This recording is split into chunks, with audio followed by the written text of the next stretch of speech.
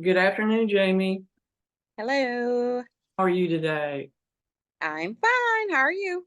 I'm good. Thank you for being Paw Pack's guest today. We ask you here to share your experience about running for office in an effort to encourage more progressive women to run. But before we begin, let me share some background information about you, which is incredible. Representative Jamie Scott is serving her second term in the Arkansas legislature, having first been elected her third term, excuse me. She is also executive director for Pulaski County Youth Services, a small business owner, and a North Little Rock native. She's dedicated her career to public service and to fighting for equal rights and fair opportunities for all. As the youngest African American female ever elected to the Arkansas legislature, Jamie is also a 2019 Arkansas Business Under 40 honoree and a Little Rock Soiree 2020 Women to Watch. She's received so many awards, we don't have time to mention them all here today. She continues to serve the citizens not only of her district in North Little Rock, but also the citizens of our state by working tirelessly across the aisle in the state legislature and actually accomplishing things in these most difficult times. Jamie is a very impressive woman with much more to do. She's recently announced she's running for the state Senate in 2024, the seat currently held by Senator Linda Chesterfield, who has announced she will not seek re-election and endorsed Jamie to take her place. Congratulations, Jamie. Thank you. Now, let's get to work on the business at hand. Our topic today is how to begin a campaign and what comes first. So, with that in mind, here's my first question to you. Tell us about how you got started on this path to prepare your run for office the first Well, time. okay. Well, I was a political consultant for so many years. I never really thought I would ever run for office. Um, I think after I finished my master's degree from Arkansas State University, I moved back home to my family's restaurant. And I worked at my family's restaurant, Lindsay's Barbecue. And we somehow had connections to the Clintons, and we made some calls, and I was able to go work on Hillary Clinton's first presidential race. And I worked in a lot of battleground states like Iowa, South Carolina, Pennsylvania, Ohio, and I learned a lot. So when I moved back home, I just started my consulting company, and I used a lot of the expertise and the skill sets that I learned at a national level, at a local level, and I was just really successful. And I thought that that was what I was supposed to be doing, advocating for people that I believed in and helping put people in office that I knew cared about marginalized communities and issues that we were facing. Um, but then I was like, oh, I need a mentor. And I asked a couple of people to mentor me. And I think they just probably didn't have the capacity or the time to mentor. But I ran into Joyce Elliott and I asked her to mentor me. And she said yes. And so that's just been kind of the power of mentorship.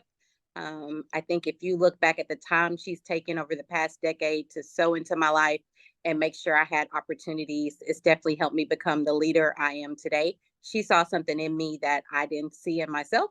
Um, so she sent me to this conference called the Women at the Table of Powers in Washington, D.C. And the a group you were a part of, Susan, helped pay for me to go to that trip as well. Will Wan. I was a part of that group as a young person back. And I think Joyce knew I needed that exposure, and I think the women in the Will Wan group knew I needed that exposure as well. And so when I went to that conference, I met women from all over the world who were elected. So from Afghanistan to Egypt to Iran. I was just so wowed by how young and how diverse and just the life just everything that these women brought to the office. And I met this woman at a reception, and she told me she was from Iran, and she told me that the life expectancy for women in her country was like 40. And that really shocked me because I was probably 30 at that point. Um, and I just continued to listen to her because I was very intrigued by the conversation. She asked me like how far I lived from the Capitol. And I didn't know why she was asking me this at that time. But she told me that she had served with women who have been killed in her country.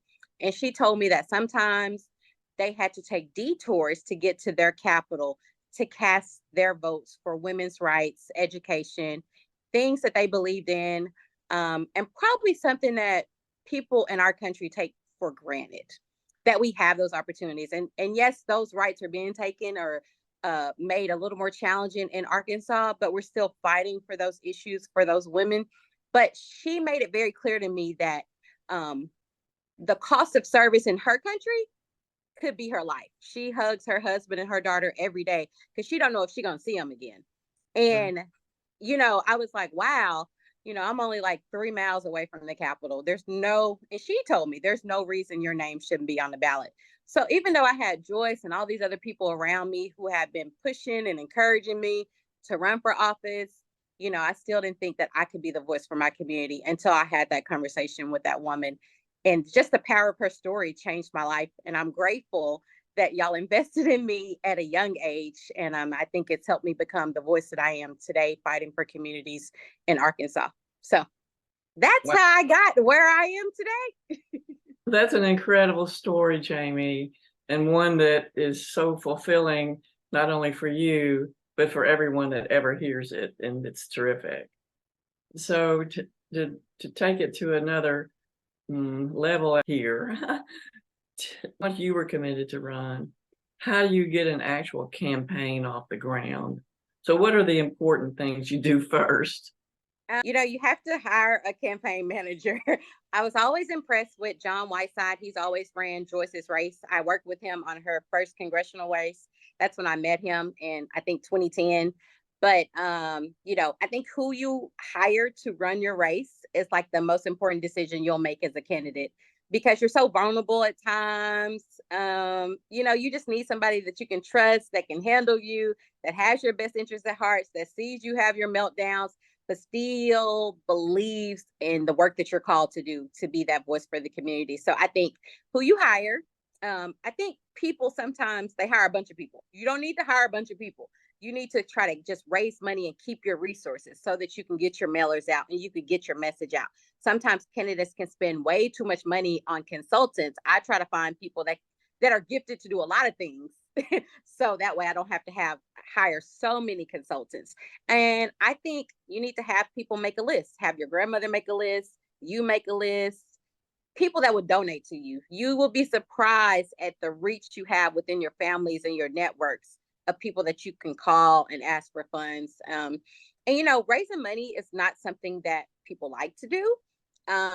But to me, it's not something I'm comfortable with. But I believe so much in the future of Arkansas. And I know that I have to be in this position to do that work, to make change and bring about change and push back and fight for some of these issues. So I'm willing to call and ask for the money and ask somebody to believe in me so that I can continue to do the work. And so you have to get very comfortable being uncomfortable for the bigger goals. That is so true and so well said. And it is all about who you choose to guide you in your campaign and that comfort level that you have with that person. I mean, I can totally relate to that. Those are perfect directions and points. So I have another kind of a little different direction question. So what words of support or encouragement can you offer to fellow candidates who ran but didn't get elected so as to encourage them to run again? I think people like Terry Hollingsworth or people like, her story is inspiring to me. Latanya Austin, her story is inspiring to me. Someone called me today about a seat that they're thinking about running. And I'm just more of a strategic mindset.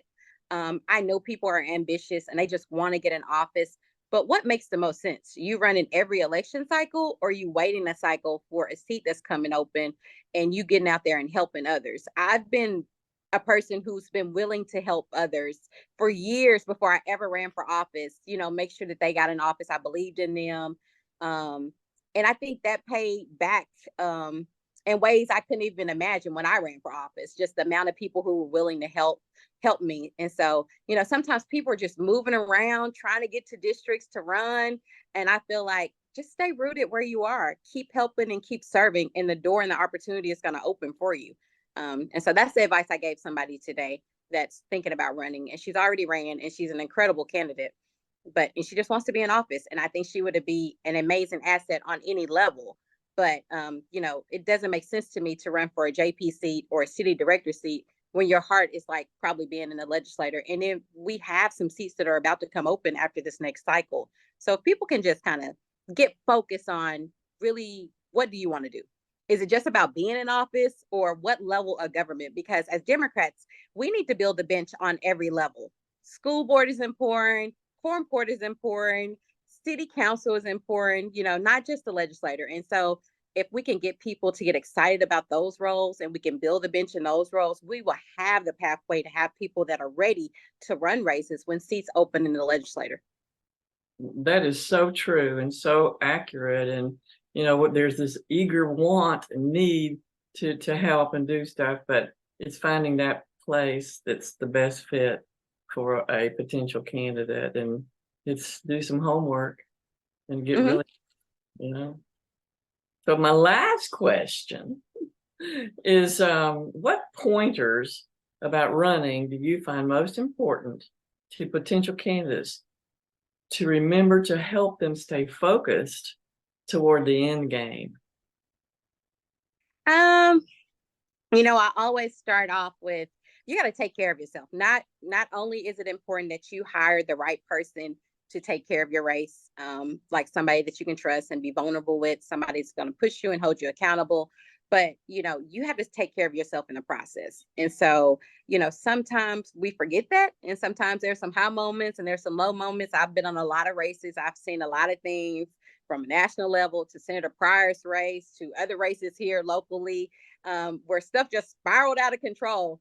But my faith is important to me. I definitely believe in the separation of church and state, but my faith guides me a great deal. And so I'm always just a woman who's just trying to be prayerful about the things I do and the steps I make, because I think a lot of people will push you to do a lot of things because we just want good people in office, right? But I need to make sure that it's aligned with what I'm supposed to be doing. And so, I'm often someone who goes in prayer before I kind of make some decisions, so that I can make sure that I'm kind of grounded in what I'm about to do next. But I think women should believe in themselves. They should believe that they're worthy to be the voices of our communities and that they can do this work. The question I've gotten since I've decided to run was, are you ready for this? And I'm like, hell yeah, I'm ready for this. I mean, do you ask men, are they ready? No, you don't. They wake up and they do work, and I serve with some of them who I'm like, how did you get elected? So I just want women to have that courage that men have. They don't feel like they've done anything. I went through leadership, everything, leadership Harvard, leadership Greater Little Rock, leadership Arkansas. I went through a women's campaign school at Yale. I did everything possible to make sure I was prepared to do this work. Yeah, I'm a little of an overachiever, but I wanted to make sure that I was ready. But you don't have to do all that. You can be prepared and make sure you take communication classes so that you can, like, public speaking is a fear that a lot of people have. Even some people I serve with, they're a little afraid to go to the well, but I always try to encourage them too, because when they do get down there and they're the voice of those issues that they really care about, they're good. So sometimes you just need people to encourage you. So I try to do that a lot with the people that I serve with. But I think women should bet on themselves. Ooh, I like that, and I think you're right. They should do that. All right. So thank you, Jamie. This has been wonderful, and we appreciate your time and expertise about running and serving. And we all know that every time a woman runs for office, others will follow. And that's kind of why we're working toward these little series of talking with people who have done it and what it means and how to to get there. And you're a perfect example. You have a wonderful story, and I know everyone will love every moment of this video. It is wonderful. So again, thank you, Jamie. And everyone, until next time, remember, Paw Pack is here for you. So everyone stay tuned. Thank you, Jamie. Thank you.